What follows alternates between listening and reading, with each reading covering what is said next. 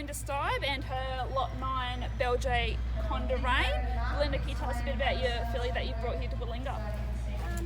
Yeah, she's a yearling filly by Conman.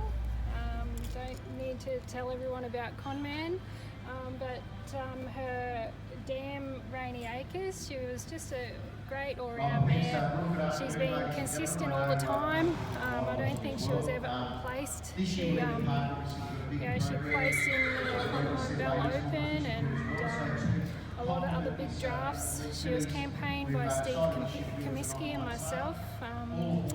She also won Supreme Leads and a lot of challenges throughout Queensland.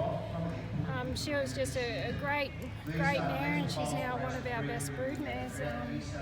But yeah, this filly, she's just been sensational to handle and do anything with. We've travelled 1,400 kilometres to get here, and she just hasn't put a foot wrong.